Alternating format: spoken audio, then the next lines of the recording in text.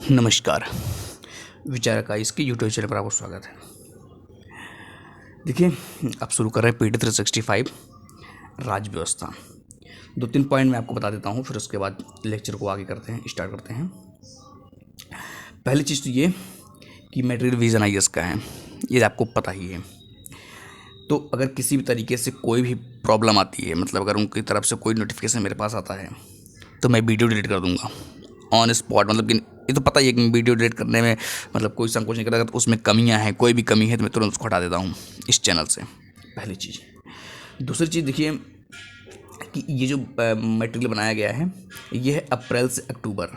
नाम क्या है? पीटी 365। मतलब इसका अपडेटेड भी अभी आएगा, तो आपको जो है वेट करना है, वो भी आएगा तब कंप्लीट हो जाएगा ना।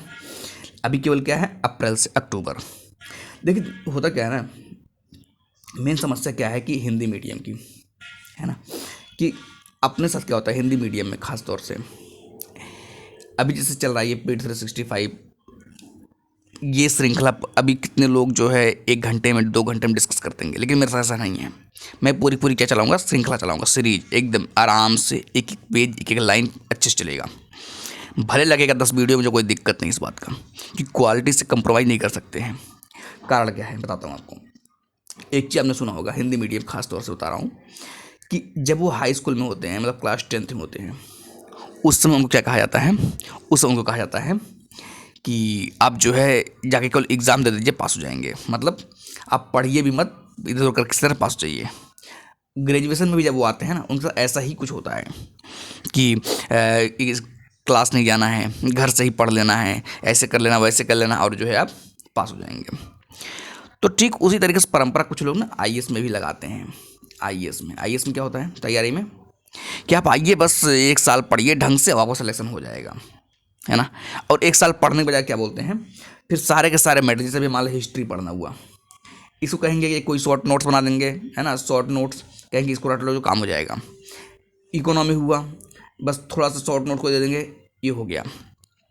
अब यहाँ पर ये भूल जाते हैं कि आपका कंपटीशन किस लेवल के लोगों से है। बस मेन समस्या यही है। ये जो आप मटेरियल पढ़ रहे हैं, अब जैसे अब मान लीजिए ये मैं मंथली ये आपका ईयरली शुरू कर रहा हूँ, है ना, कि मतलब कंपाइलेशन है पूरी तरीके से ये। अब इसका आप सोचिए कि डेली भी आता है, मंथली भी आता है, प्लस एक्स्ट्रा मटेरियल भी आते हैं, और सबका कंपाइल करके क्या बनता है, पीटी 365 बनता है। इतना मानते हैं हमारी बात को। अब अगर आप पूरी मैगजीन उठा लीजिए, मान लीजिए मंथली या जो डेली का आता है, जो रोज का न्यूज आता है, अगर सबको मिला दीजिए, क्या इसमें संभव है बनाना? इसका मतलब क्या है, क्योंकि कारण है कि देखिए कुछ चीज़ें प्रीलिम्स के लिए होती हैं, कुछ चीज़ें मेंस के लिए होती हैं, तो वो ऑलरेडी फिल्टर करके बनाया गया है।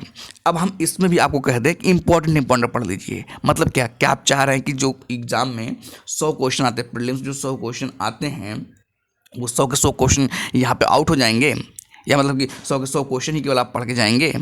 ऐसा तो होगा नहीं। तो कहने का मतलब क्या है, हमारी जो स्ट्रेटजी है, मैं आपको वही बताना चाह रहा हूँ कि हम पूरा डिटेल में लेके चलेंगे, पहली चीज़। दूसरी चीज़, वीडियो कोई गारंटी नहीं है कब तक वीडियो इस चैनल पर रहेगा। क्यों? क्योंकि इस बार मैं मूड ये बनाया हूँ कि पूरी पीटी 365 कंप्लीट कर दूंगा, है ना, लगातार चलेगा। क्योंकि आज तक मैंने किसी कोर्स कंप्लीट नहीं किया है, ये मुझे बात पता है। तो पहली बार मैं सोच रहा हूँ कि पीटी 365 अच्छे से कंप्लीट किया जाए, और इसमें हो सकता है कोई दिक्कत आए, भविष्य है, कब किसको कौन सी बात बुरी लग जाए क्या पता, है ना। तो खैर ये सब तो रही बातें, बाकी बातें बीच बीच में होती रहेंगी। शुरू करते हैं अपनी श्रृंखला को, और धीरे धीरे छोटे छोटे लेक्चर के साथ इसको आगे बढ़ाते हैं। ठीक है, चलिए। राज्य व्यवस्था है, ठीक है ना। राज्य व्यवस्था अप्रैल 2024 से अक्टूबर 2024 तक का है, पीटी 365। कंटेंट में देख लीजिए क्या क्या है, अगर आपको देखना मन करे तो। चुनाव है पहले कंटेंट, पहले चैप्टर में। दूसरे में पार्लियामेंट है, राज्य विधानमंडल है। उसके बाद आपका जो है स्थानीय सरकार कार्यप्रणाली, ये भी है, ये भी चलेगा। उसके बाद संविधान से संबंधित मुद्दे हैं। संविधान मैं उम्मीद करता हूँ आप जो है पॉलिटी कम से कम पढ़ के रखे होंगे। पॉलिटी ही नहीं पढ़ेंगे फिर काम नहीं चल पाएगा, है ना, समझ नहीं पाएंगे बेसिक। हालांकि स्टैटिक चीज़ें चर्चा होंगी इसमें। उसके बाद देखिए 4th चैप्टर क्या है, केंद्र राज्य संबंध, बहुत इंपॉर्टेंट होता है, ये सब आने ही आने हैं। न्यायपालिका, यहाँ से प्रीलिम्स क्वेश्चन जरूर आपको देखने को मिलेगा, सब श्योर शॉट है, ऐसा नहीं कि आएगा कि नहीं आएगा। अब कौन सा इस पर छोटा सा टॉपिक आएगा वो पता नहीं है। उसके बाद महत्वपूर्ण अधिनियम विधेयक, इसमें क्या क्या इंपॉर्टेंट है ये देखेंगे। उसके बाद देखिए ये चैप्टर 7 है, सुर्खियों में रहे महत्वपूर्ण संवैधानिक वैधानिक सरकारी कार्यकारी निकाय, ये भी इम्पोर्टेंट है, ये भी देखा जाएगा। गवर्नेंस के महत्वपूर्ण पहलू, ये गवर्नेंस से संबंधित चैप्टर है, इसमें देखेंगे इम्पोर्टेंट क्या क्या है। उसके बाद आपका जो है राजनयिक पासपोर्ट, ये सब तो ठीक उसी में है ना। चलिए पहला लेक्चर क्या है, पहला चैप्टर चुनाव है ना। चुनाव में क्या है, पहला आर्टिकल देखते हैं, आराम से सुनते जाइए, शिद्दत से मज़ा आएगा, क्योंकि मुझे बोर करना खुद नहीं अच्छा लगता। चुनाव, इलेक्शन, एक साथ चुनाव बहुत चर्चाओं में रहा है, मतलब बड़े बड़े आर्टिकल इस पे आए हैं, बहुत कुछ हुआ है, चर्चा करते हैं। हाल ही में सुर्खियों में क्या था, हाल ही में सरकार ने पूरे देश में एक साथ सॉरी कहाँ गए, अच्छा हाँ ये सरकार ने पूरे देश में एक साथ चुनाव यानी एक राष्ट्र एक चुनाव के लिए लोकसभा में 129वां संविधान संशोधन विधेयक, पहला क्वेश्चन ही बन जाएगा, स्टेटमेंट सीधे बन जाएगा। फैक्ट की बात करेंगे, अगर बात करेंगे यूपीएससी में स्टेटमेंट बन सकता है, मैचिंग के लिए बन सकता है, याद रखिएगा। 129वां संविधान संशोधन विधेयक 2024 पेश किया गया। इस विधेयक की समीक्षा एक संयुक्त संसदीय समिति द्वारा की जाएगी। किसके द्वारा की जाएगी, संयुक्त संसदीय समिति, याद रखिएगा। अब आपको यही पता होगा संसदीय समिति क्या होते हैं, देखेंगे कब चर्चा होगा तो बताएंगे आपको। चलिए 129वां संविधान संशोधन विधेयक 2024 के मुख्य प्रावधान, यहां से क्वेश्चन बनेंगे तो तगड़ा बनेंगे, क्योंकि बहुत चर्चाओं में रहा है। संविधान में एक नया अनुच्छेद 82A जोड़ा जाएगा, याद रख लीजिएगा, दिमाग में बार बार याद रखिए, कौन सा 82A जोड़ा जाएगा किसमें, संविधान में। अब देखिए, एक साथ चुनाव, नए अनुच्छेद के अनुसार भारतीय निर्वाचन आयोग लोकसभा और सभी राज्य विधानसभाओं के लिए एक साथ आम चुनाव कराएगा। क्या कह रहे हैं, फिर से देखिएगा, किसके लिए, लोकसभा और राज्य विधानसभा दोनों हैं।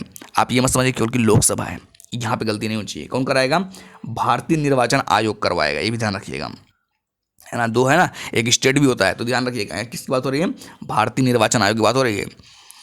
तो ये लाइन क्लियर हो जाएगी, हो गया। देखिए ट्राई बस ये करिए कि यहाँ से क्वेश्चन है गलत हो बस, और कुछ नहीं करना है। बाकी आपको जो एक्स्ट्रा पढ़ना पढ़ते रहिए, कोई दिक्कत नहीं, लेकिन जो यहाँ से क्वेश्चन आ जाए, जो सब करेंगे सही, वही आप गलत कर देंगे, दिक्कत वहाँ पर दिक्कत हो जाएगी, ठीक है।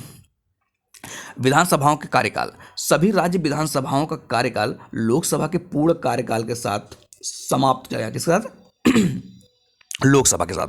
लोकसभा का विधानसभाओं के साथ नहीं, उल्टा नहीं है, विधानसभाओं का लोकसभा के साथ, ये ध्यान रखना है।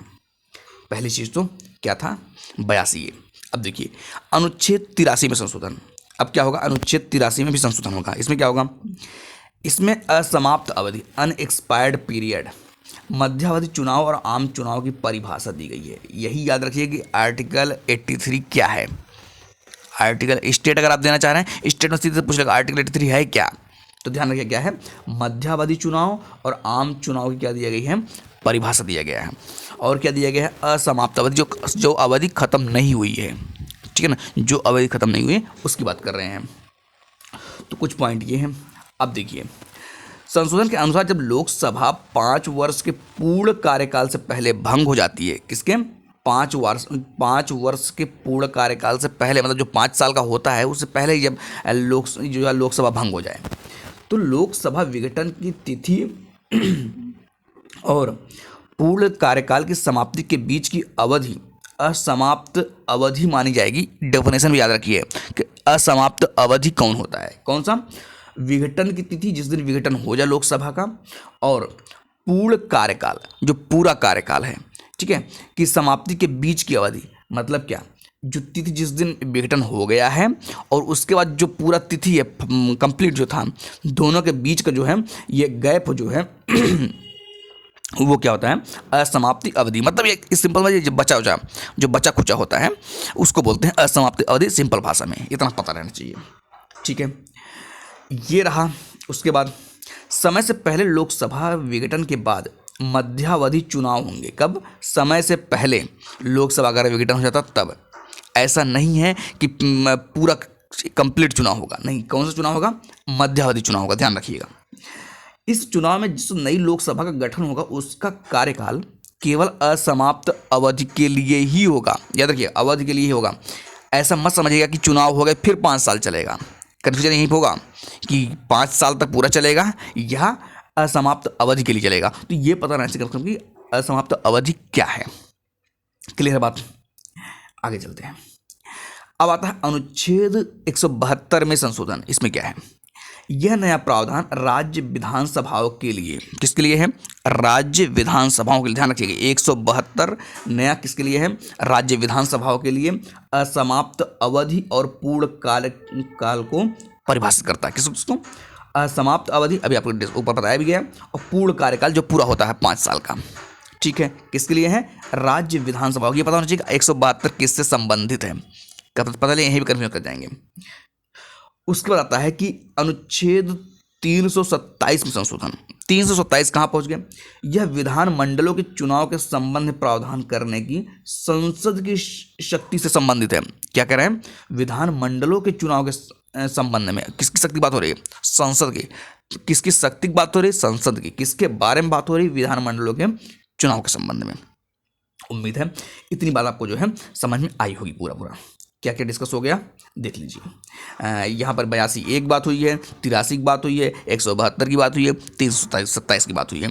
तो ये 3-4 आर्टिकल आपको कम से कम इतना तो पता रहना चाहिए कि ये सब चर्चाओं में थे। तो क्यों चर्चाओं में थे, कारण क्या था, ये सब क्लियर करके आपको जो है ये थोड़ा सा अच्छे से पता होना चाहिए। सिलेबस अगर आप देख रहे होंगे, PYQ देख रहे होंगे, तो इससे पता लगता जाएगा कि क्वेश्चन किस तरह से बन रहे हैं, किस तरह से ट्रेंड चेंज हो रहा है और किस तरह से सिलेबस में चीज़ों को जो है मेंशन किया गया है। ठीक है, अब बात करते हैं एक साथ चुनाव के बारे में। एक साथ चुनाव के बारे में। एक साथ चुनाव को एक राष्ट्र एक चुनाव के रूप में भी जाना जाता है। मेंस में लिखने काम आएगा, बताइए आपको। भारत में इसका आशय क्या है? लोकसभा, राज्य विधानसभाओं, नगर पालिकाओं और पंचायतों के चुनाव को एक साथ संपन्न कराया जाना। केवल लोकसभा और राज्य विधानसभा नहीं है, याद रखिएगा। केवल लोकसभा, राज्य, इसमें क्या है? नगर पालिका भी है और पंचायतों के भी चुनाव हैं, दोनों याद रखिएगा। ऐसा होने पर किसी विशेष निर्वाचन क्षेत्र के मतदाता इन सभी चुनावों के लिए एक ही दिन मतदान कर सकेंगे। याद रखिएगा, एक ही दिन मतदान कर सकेंगे। तो ये भी पॉइंट क्लियर। एक साथ चुनाव कराने का आशय यह नहीं है कि संपूर्ण देश में इन सभी चुनावों के लिए एक ही दिन मतदान हो। देख रहे ना, मतलब कि टाइम हो सकता है कि 2 दिन, जो भी, ये तो चलता ही है। ऐसा नहीं कि एक ही दिन सबका चुनाव हो जाएगा। सिंपल सी बात है कि इतना बड़ा सिस्टम, इतना खर्चा, इतना सब कुछ देखना पड़ता है ना, मशीनरी वगैरह। तो खैर, ये बात आप समझ रहे होंगे, उम्मीद है समझ रहे होंगे। भारत में वर्ष 1951-52, 1957, 1962, 1967 में लोकसभा और विधानसभाओं के लिए एक साथ चुनाव हुए थे। आप ये मत समझिएगा कि चुनाव नहीं हुए इसके पहले एक साथ इन लोकसभा और विधानसभाओं के हुए हैं चुनाव। तो ये भी क्लियर रखिए। 1968-69 में राज्य विधानसभाओं और 1970 में लोकसभा के समय से पहले भंग होने के कारण यह चक्र क्या हो गया? बाधित हो गया था। कब की बात है? 1970 में। तो ये कब डिस्टर्ब हुआ ये चीज़, ये याद रखिएगा। थोड़ा सा मतलब नहीं, आउटलाइन टाइप पता रहना चाहिए। हाँ, कब ऐसे हुआ, फिर ऐसे ही हुआ, इस तरह ये सब याद रखिएगा। अब बात करते हैं क्या, एक साथ चुनाव कराने की सिफारिश करने वाली रिपोर्ट्स आयोग कि मतलब कौन ऐसे कौन सी रिपोर्ट थी या कौन कौन सिफारिश हुई कि एक साथ चुनाव कराइए। पहला क्या है? भारत की विधि आयोग की 170वीं रिपोर्ट 1999, मतलब 1999 में ये रिपोर्ट आ गई थी कि जो है एक साथ चुनाव कराया जाए। संविधान के कामकाज की समीक्षा करने के लिए आयोग 2002 में, 1999 2002, मतलब ये मत समझिए कि अभी तत्काल कुछ हो रहा है, पहले से ही चर्चाएं इस पर चल रही हैं। संसदीय अस्थायी समिति की रिपोर्ट 2015, संसदीय अस्थायी समिति की रिपोर्ट 2015। 2017 में नीति आयोग का वर्किंग पेपर, किसका? नीति आयोग का। तो ये रहे कुछ जो है एक साथ एक चुनाव। अब बात करते हैं दूसरे आर्टिकल पे। दूसरा आर्टिकल, अब देखिए ये लेक्चर खूब लंबा चलेगा, है ना, मतलब 1 घंटे का, 50 मिनट, 60 मिनट ऐसे चलेगा। तो आराम से अस्थायी होकर के बढ़िया से देखते रहिए। चलिए, राज्य चुनाव आयोग, राज्य चुनाव आयोग, स्टेट इलेक्शन कमीशन पढ़े होंगे आप जरूर। हाल ही में हुआ क्या आर्टिकल में क्यों था? हाल ही में भारत के नियंत्रण एवं महालेखा परीक्षक की कर्नाटक लेखा परीक्षा रिपोर्ट में कहा गया है कि राज्य चुनाव आयोगों SECS का कमजोर होना अस्थायी सरकार के चुनावों में देरी का एक प्रमुख कारण है। देखा ना क्या कह रहे हैं, कहा गया कि राज्य चुनाव आयोगों का कमजोर होना, मतलब राज्य चुनाव आयोग कमजोर हो रहे हैं, इसलिए इस पे आर्टिकल है पूरा, स्थानीय सरकार के चुनाव में देरी होने का एक प्रमुख कारण है। ठीक है, इतनी बात क्लियर है। आगे बढ़ते हैं। अब बात कर लेते हैं कि राज्य चुनाव आयोग। देखिए, अब आपको लग रहा है कि नहीं मैं स्टैटिक किताब से पढ़ लूंगा या किताब से पढ़ाऊंगा, आपको लगेगा यहाँ पर वो स्टैटिक डिस्कस हो रहे हैं जो न्यूज में थे। और यूपीएससी ऐसी चीज़ जो करता है कि जो चीज़ न्यूज में रहता है उसको पूछता घुमा घुमा करके। ध्यान रखिएगा इस चीज़ को, सभी स्टैटिक अलग चीज़ है लेकिन जो न्यूज में है उसकी स्टैटिक अलग चीज़ है, तो दोनों में थोड़ा सा अंतर है, तो ध्यान रखिएगा। राज्य चुनाव आयोग, इसमें क्या है, ये स्वायत्त संवैधानिक प्राधिकरण है। पहली चीज़ तो ये क्या है, संवैधानिक है। कभी कभी यही पूछ लेते हैं संवैधानिक संस्थाएं कौन कौन सी हैं। जो स्थानीय स्वशासन के निकायों, स्थानीय स्वशासन, राज्य विधानमंडल की बात नहीं हो रही है, स्थानीय स्वशासन निकायों जैसे पंचायती राज व्यवस्था PRIs और शहरी स्थानीय निकायों ULBs आदि के चुनावों के लिए उत्तरदायी होते हैं। ठीक है। 73वें 74वें संविधान संशोधन अधिनियम 1992 में राज्य चुनाव आयोगों के गठन का प्रावधान किया गया है। ये पता ही होगा, बेसिक बातें तो पता ही होंगी ना, बस इसलिए पढ़ लिया रही है ताकि आप कंफ्यूज ना करें, एक सीक्वेंस बना रहे, एक चीज़ें होता है किसी चीज़ को समझने की तारतम्यता जरूरी है। खैर, इसकी सिफारिश गार्डगिल समिति ने भी की थी। गार्डगिल समिति किससे संबंधित है पता होना चाहिए। कभी कभी ये पूछ लिया जाएगा कि गार्डगिल समिति किससे संबंधित है, पता लग रहा है इकोनॉमी से संबंधित है। मुद्रा, इन्फ्लेशन, ये सब फालतू बातें लिखी जाती, फिर पता रहना चाहिए किससे संबंधित है। चलिए ये थोड़ा देख लीजिए कि राज्य निर्वाचन आयोग से संबंधित संवैधानिक प्रावधान क्या क्या है। अनुच्छेद 243 K1 और अनुच्छेद 243 ZA, इसमें क्या है, पंचायतों और नगर पालिकाओं के चुनाव हेतु मतदाता सूची तैयार करना तथा सभी चुनावों के संचालन, पर्यवेक्षण, निर्देशन और नियंत्रण की शक्ति राज्य निर्वाचन आयोग SEC में निहित होगी। पहली चीज। दूसरी क्या है, अनुच्छेद 243 K2, K1 और K2, इसमें क्या है, राज्य निर्वाचन आयुक्त की सेवा शर्त, जो राज्य निर्वाचन आयुक्त होते हैं, जो कमिश्नर होते हैं, उनकी सेवा शर्तों की बात है उसमें क्या है, और उनकी पदावधि किसके द्वारा तय की जाएगी, राज्यपाल द्वारा तय की जाएगी। ये पॉइंट ध्यान रखिएगा, कई बार आपको डाउट डालेगा कि राष्ट्रपति करेंगे, तो यहाँ पर ध्यान रखिए राष्ट्रपति नहीं है, कौन है, राज्यपाल है।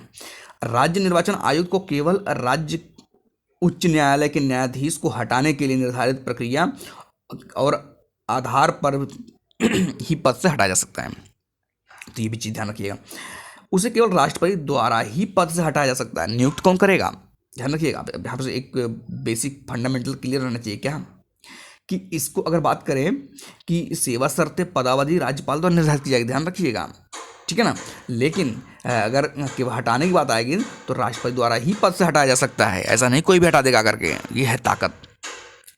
बेसिक क्लियर रहना चाहिए, तो ऐसे पूछ लेगा कि कौन हटाता है, कौन नियुक्त करता है, कन्फ्यूज होगा उसी में। चलिए अब थोड़ा सा कार्य देख लेते हैं। राज्य चुनाव आयोगों के कार्य, न्यायोचित प्रतिनिधित्व सुनिश्चित करने के लिए, कि इसका न्यायोचित मतलब न्यायालय की दृष्टि में भी सही हो, न्याय के अनुसार सही हो, ये कानून के हिसाब से सही हो। न्यायोचित प्रतिनिधित्व सुनिश्चित करने के लिए स्थानीय निकाय चुनाव है तो निर्वाचन क्षेत्रों का परिसीमन, याद रखिएगा राज्य चुनाव आयोग परिसीमन भी करता है, देखा ना, निर्वाचन क्षेत्रों क्या करता है, परिसीमन करता है। स्थानीय निकाय चुनाव के लिए मतदाता सूची की तैयारी और संशोधन की देखरेख करना, ये भी ध्यान रखिएगा, किसकी, मतदाता सूची की। स्थानीय निकाय चुनाव में अनुसूचित जातियों, अनुसूचित जनजातियों और अन्य पिछड़ा वर्गों के लिए सीटों को क्या करता है, आरक्षित भी करता है। कौन, चुनाव आयोग। कौन चुनाव आयोग, राज्य चुनाव आयोग, ध्यान रखिएगा। स्थानीय निकाय चुनावों से संबंधित विवादों पर निर्णय लेने का अधिकार, इन विवादों में उम्मीदवारों की अयोग्यता के मामले भी शामिल हैं, ये भी ध्यान रखिएगा। स्थानीय निकाय चुनावों के संचालन से संबंधित मामलों पर राज्यपाल को क्या करना है, सलाह देना है, किससे, स्थानीय निकाय चुनावों के संचालन से संबंधित, ठीक है। तो ये भी आर्टिकल समझ में आ गया होगा, उम्मीद है। आराम से सुनते जाइए, बस कुछ करना नहीं, सुनते जाइए, बस धीरे धीरे सुनते जाइए। एक दिन ऐसा आएगा कि आप सब चीज़ें कवर कर चुके होंगे, ठीक है। अब आर्टिकल कौन सा आता है, थर्ड आर्टिकल। इसमें क्या है, परिसीमन आयोग, डिलिमिटेशन कमीशन। इसमें क्या है, सुर्खियों में क्या था, पहली चीज किशोर चंद्र छगन लाल राठौर मामले 2024, ये इंपॉर्टेंट किसके लिए है? इंपॉर्टेंट बस वैसे याद रखिएगा किसके लिए इंपॉर्टेंट है, मेंस के लिए भी यूज कर सकते हैं, प्रीलिम्स आ सकता है, कोई बात नहीं। किशोर चंद्र छगनलाल राठौर मामले में सुप्रीम कोर्ट ने निर्णय दिया कि परिसीमन आयोग के किसी भी आदेश के स्पष्ट रूप से मनमाने होने और संवैधानिक मूल्यों के अनुरूप नहीं होने पर संवैधानिक न्यायालयों को उन आदेशों की समीक्षा करने का अधिकार है। तो सिंपल सी बात है, न्यायालय अपना अधिकार कम नहीं करेगा, तो पता ही है।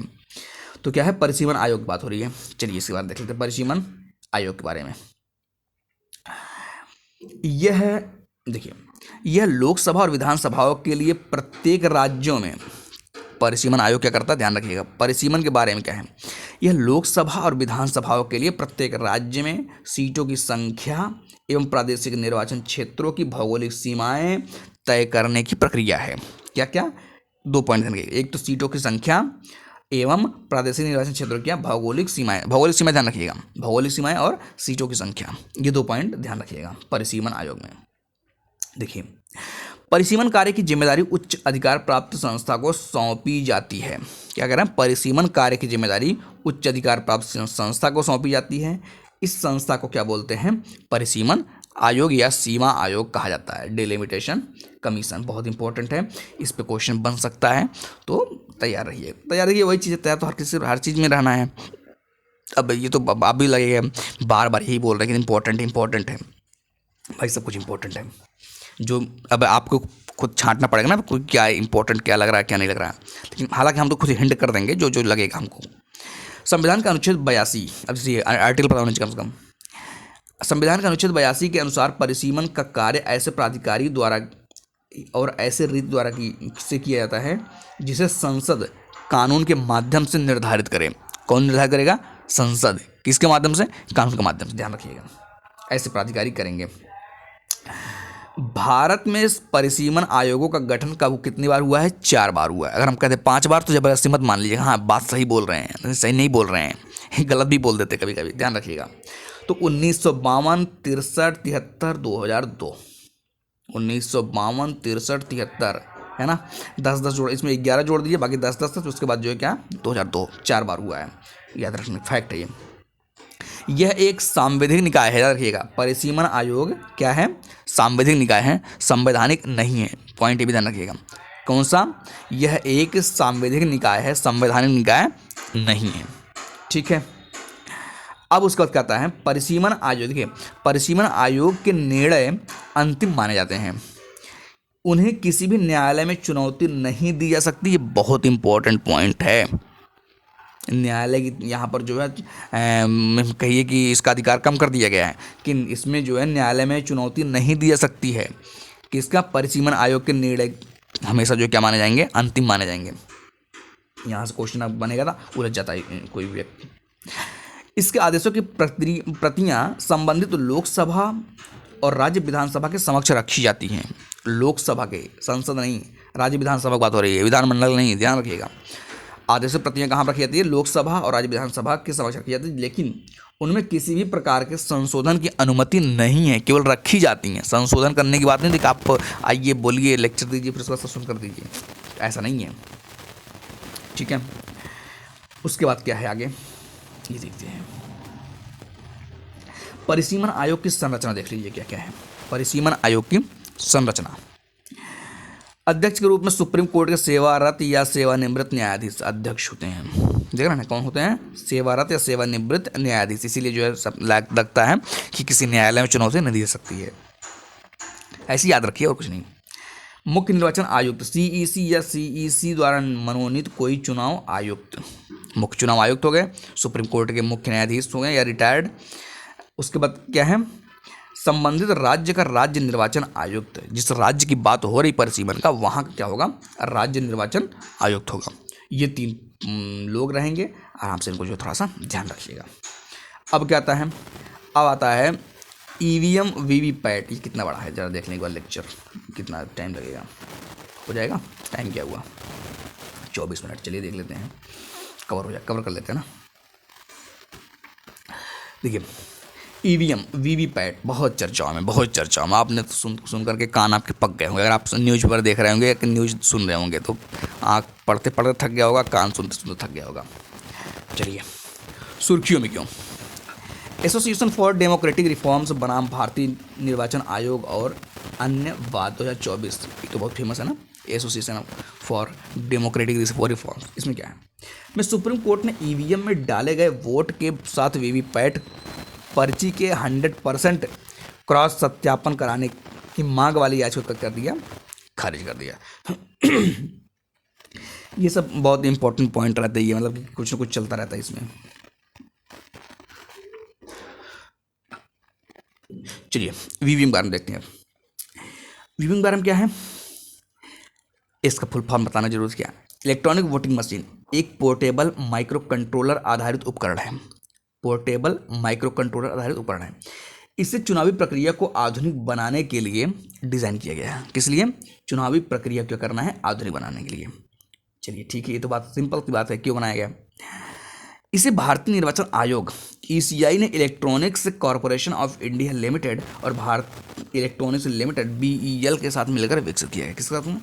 ये मन करे तो, हालांकि ये सब पूछेंगे नहीं, पूछ लेंगे तो भाई अलग बात है। भारत इलेक्ट्रॉनिक्स लिमिटेड रक्षा मंत्रालय के तहत कार्य करता है। ये इंपॉर्टेंट याद रखिएगा, किसके साथ कार्य करता है?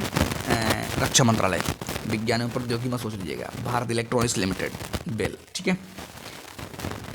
उसके बाद क्या है कि electronics corporation of India limited परमाणु ऊर्जा विभाग के तहत, कौन? Electronics corporation of India limited, ये वाला जो था, इसके तहत काम करता है परमाणु ऊर्जा विभाग। दोनों अलग अलग हैं, ध्यान रखिएगा। 2017 में गोवा विधानसभा चुनाव के दौरान पहली बार ईवीएम्स के साथ वीवीपैट का उपयोग किया गया था। 2017 में गोवा विधानसभा चुनाव के दौरान, कब बात हो रही है? गोवा में के दौरान पहली बार सभी ईवीएम्स के साथ वीवीपैट्स का उपयोग किया गया था। 2019 की लोकसभा चुनाव में वीवीपैट्स को पहली बार पूरी तरह से उपयोग में लाया। कब? 2019 के लोकसभा चुनाव की बात हो रही है, पूरी तरीके से वीवीपैट का प्रयोग किया गया है। अब थोड़ा सा देख लीजिए विकास क्रम, देख लीजिए कि ईवीएम वीवीपैट का विकास क्रम क्या है। सबसे पहले कहानी शुरू होती है 1982 में केरल में विधानसभा उपचुनाव में पहली बार ईवीएम का इस्तेमाल किया। कहाँ पर? केरल में। कहाँ पर? केरल में। 1982 की कहानी है। उसके बाद आ जाइए 1989 में ईवीएम के उपयोग की अनुमति देने के लिए लोक प्रतिनिधि अधिनियम 1951 में संशोधन किया गया। कब की बात है? 1989 बात है। 2004 में आम चुनाव में पहली बार ईवीएम का उपयोग किया गया। कब किया गया?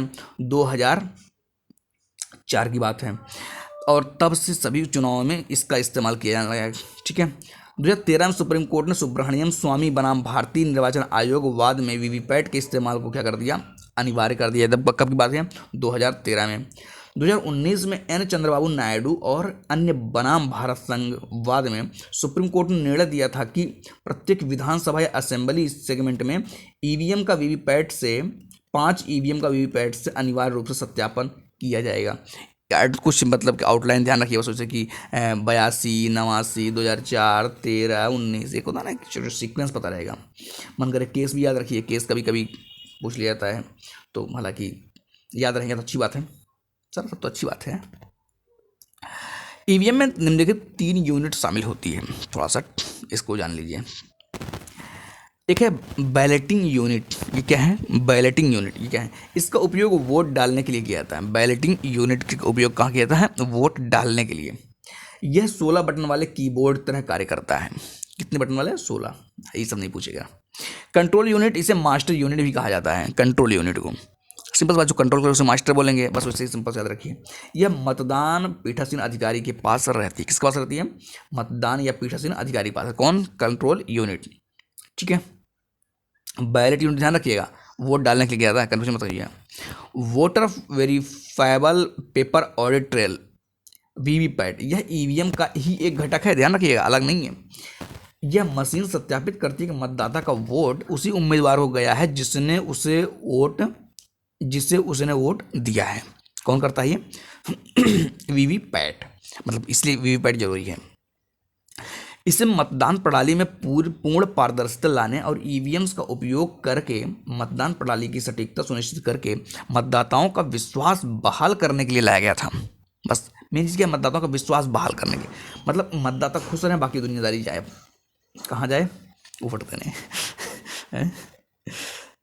ठीक है, अब देखिए क्या है कि वीवीएम वीवीपैट के कुछ लाभ हैं। इसमें क्या है, यह बैटरी पर चलता है। ईवीएम वीवीपैट यह बैटरी पर चलता है और बाहर से पावर सप्लाई की आवश्यकता नहीं होती है। ध्यान रखिएगा, बाहर से पावर सप्लाई की जरूरत नहीं पड़ती है। अवैध मत की संभावना नहीं। अच्छा, अभी तो आप जानिए, हम क्यों जाने, हम नहीं जानेंगे। यह प्रति मिनट 4 से अधिक वोटों की अनुमति नहीं देता, जिससे बूथ कैप्चरिंग पर रोक लगता है। प्रति मिनट जो है 4 से अधिक वोटों की अनुमति नहीं देता है, ये भी ध्यान रखिएगा। छोटी छोटी बातें हैं ये। कंट्रोल यूनिट पर क्लोज बटन दबाने के बाद मतदान की कोई संभावना नहीं रहती है। मतलब कंट्रोल यूनिट जैसे क्लोज दबाया गया, मामला खत्म। बहुत आकर जल्दी दबा रहे थे, वोट कर रहे थे, है ना, किसके पास होता है भी ध्यान रखिएगा। ये कंट्रोल यूनिट ईवीएम के गलत तरीके से पूर्ण प्रोग्रामिंग करने की कोई संभावना नहीं है। अभी तो भाई इंजीनियर बताएंगे। सर आप भी तो बताइए कुछ, मैं क्यों बताऊँ, अपने ऊपर अपने सर पे झूठे जो है क्या क्या बोलते हैं समस्याएं ले लें। 31 मिनट हो चुके हैं। इसमें कितना जरा देख लें एक बार। आदर्श आचार संहिता कर दे कवर, लाइए कवर कर देते हैं। आदर्श जितना जल्दी कवर हो जाए उतना अच्छा है ना। देखते हैं कितना लेक्चर लगता है इसको कंप्लीट करने, पूरा PT 365 जो एक चल रहा है मैगजीन। आदर्श आचार संहिता model code of conduct MCC, इसमें क्या है, सुर्खियों क्यों था। हाल ही में भारतीय निर्वाचन आयोग ने राजनीतिक दलों ये और उनके प्रतिनिधियों को सोशल मीडिया प्लेटफॉर्म का नैतिक रूप से उपयोग, नैतिक ध्यान रखिएगा, नैतिक रूप से उपयोग करने के निर्देश जारी किए थे। ठीक है, ये निर्देश लोकसभा चुनावों के दौरान आदर्श आचार संहिता के उल्लंघन की शिकायत मिलने के बाद जारी किए गए थे। ठीक बात है। अब बात कर लेते हैं किसके बारे में, model code of conduct MCC, आदर्श आचार संहिता MCC के बारे में। इसमें क्या है, उत्पत्ति कहाँ पर, पहले ध्यान रखिएगा। इसकी शुरुआत सबसे पहले 1960 में केरल के राज्य विधानसभा चुनाव में। कहाँ पर, केरल इस मामले में आगे रहता है ना। चाहे जो है ईवीएम की भी, उसमें भी चर्चा केरल का ही था ज़्यादातर, ईवीएम वीवीपैट में ना। तो यहाँ पर केरल फिर आ गया, रिवीजन कर लीजिएगा, भूलना नहीं चाहिए। 1960 में केरल के राज्य विधानसभा चुनाव में। ठीक है, प्रकृति क्या है इसकी, प्रकृति देखिए, यह राजनीतिक दलों के साथ आम सहमति से भारतीय निर्वाचन आयोग द्वारा निर्धारित दिशा निर्देशों का एक सेट है। किसके द्वारा निर्धारित, ध्यान रखिएगा, कौन निर्धारित करता है, भारतीय निर्वाचन आयोग। कौन करता है, भारतीय निर्वाचन आयोग। लेकिन राजनीतिक दलों के साथ आम सहमति से, ऐसा नहीं कि अपने मूड में आ गया जल्दी बना दिए, नहीं, सहमति चाहिए। तो ये भी पॉइंट ध्यान रखिएगा। इसमें क्या है, इसे स्वतंत्र और निष्पक्ष चुनाव सुनिश्चित करने के लिए राजनीतिक दलों एवं उम्मीदवारों के आचरण को नियंत्रित करने हेतु जारी किया जाता है। सिंपल सी बात है, तो बहुत बड़ी बात नहीं है। भारतीय निर्वाचन आयोग संविधान के अनुच्छेद 324 से अपना प्राधिकार प्राप्त करता है। तो आपको पता ही होगा ना कि चुनाव आयोग किस आर्टिकल में आता है, कौन सा आता है, अनुच्छेद 324। इस अनुच्छेद के तहत निर्वाचन आयोग को संसद, राज्य विधानमंडलों और राष्ट्रपति के पदों के संचालन, निर्देशन और नियंत्रण की पूरी जिम्मेदारी एवं शक्ति प्रदान की गई है। सर आप पूरी बोल रहे हैं, पूरी नहीं भाई, पूरी है। तो हिंदी है ये। पता चला कि पूरी में थोड़े से गलती की है, थोड़े सही कर दिए तो पूरी बन गया, पूरी बन गया, बस वैसे। हालांकि संविधान में MCC के बारे में स्पष्ट रूप से उल्लेख नहीं किया गया है। संविधान में अभी ये सब लिखा जाएगा, आएगा क्वेश्चन में, संविधान में चर्चित MCC या मतलब आदर्श आचार संहिता, आपको लगेगा हाँ बात तो सही करें। संविधान मतलब जो राजनीति पॉलिटिक्स संबंधित जो भी चीज़ें है, आपको लगेगा सब संविधान में लिखा गया है, बस वहीं क्वेश्चन गलत होना शुरू हो जाएगा। MCC किन पर लागू होती है, ये ध्यान रखिए, यह सभी राजनीतिक दलों पर, एक पर नहीं, सभी राजनीतिक दलों पर, उनके उम्मीदवारों एवं पोलिंग एजेंट्स पर, इस पर भी लागू होती है। सत्तारूढ़ सरकार और सभी सरकारी कर्मचारियों पर भी लागू होती है, ध्यान रखिएगा, सभी सरकारी कर्मचारियों पर लागू होती है। तो आप ऐसा मत समझिए केवल जो राजनीतिक दलों पर होगा। क्लियर बात। MCC के लागू होने के बाद प्रतिबंधित गतिविधियां क्या क्या रुक जाएगा, MCC लागू हो जाएगा, सर क्या क्या रुकेगा, हैं सर हम गोलगप्पे खा पाएंगे कि नहीं खा पाएंगे, गोलगप्पे खाना है। ऐसी कोई नीति, परियोजना या योजना घोषित नहीं की जा सकती जो मतदान व्यवहार क्या करे, प्रभावित करे। सरकारी कोष से धन का उपयोग कर विज्ञापन जारी करने पर और रोक है। सरकारी कोष से, है ना, याद रखिएगा। सरकारी या सार्वजनिक उपक्रमों में किसी भी तदर्थ नियुक्ति पर रोक है। तदर्थ में कुछ एक्स्ट्रा अपना मत कर दीजिए जल्दी जल्दी जा करके।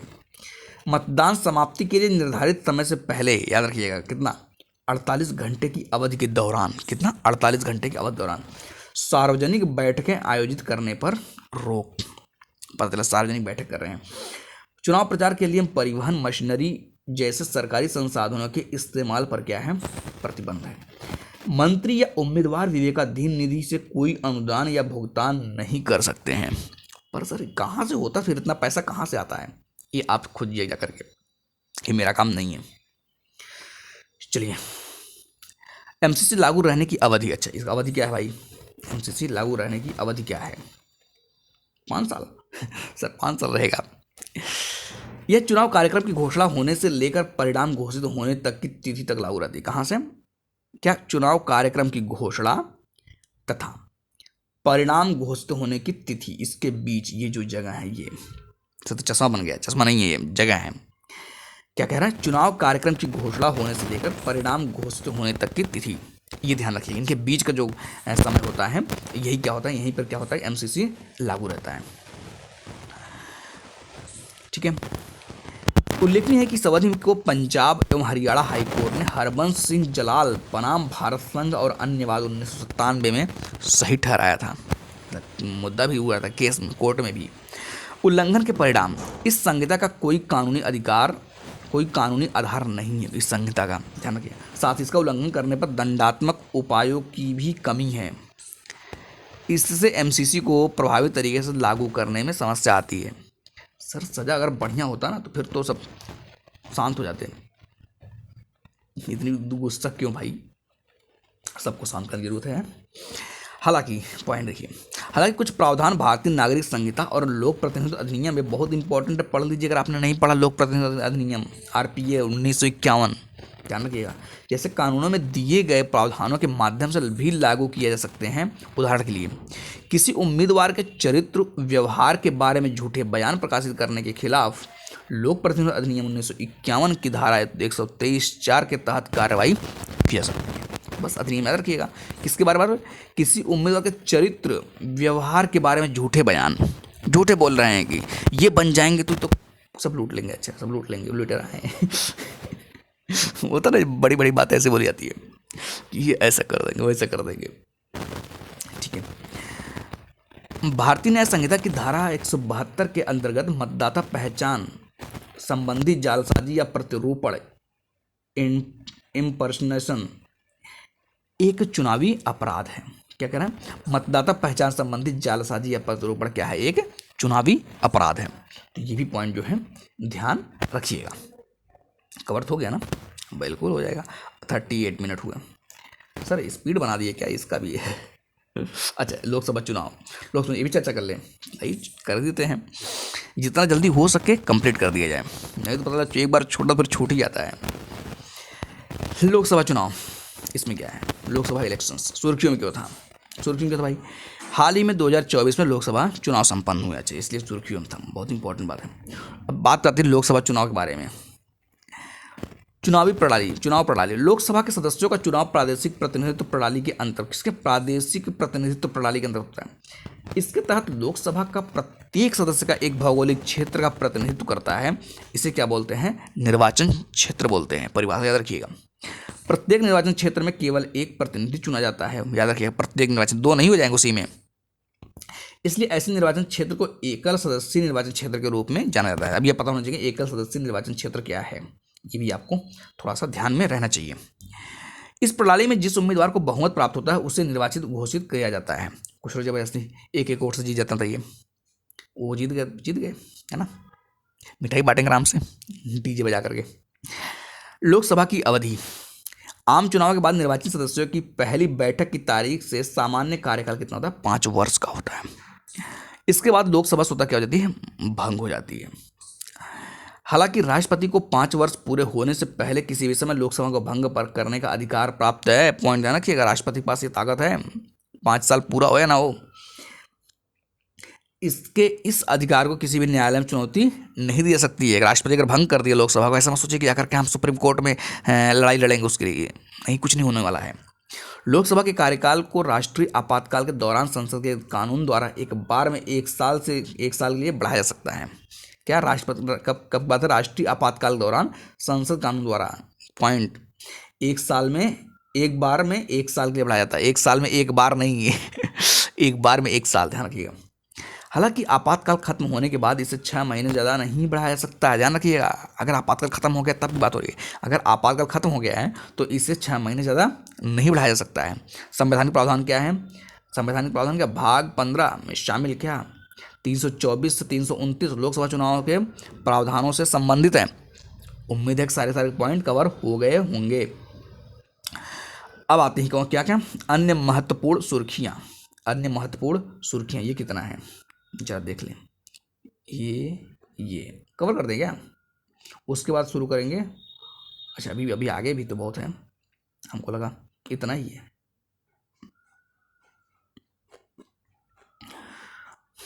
टाइम क्या हुआ? चलिए आज के लिए रखते हैं, फिर मिलेंगे नेक्स्ट लेक्चर में, इसी को आगे बढ़ाएंगे, अन्य महत्वपूर्ण सुर्खियों से आगे चलेंगे। ठीक है, तो आज के लिए रखते हैं, बाकी मिलेंगे नेक्स्ट लेक्चर में। ओके।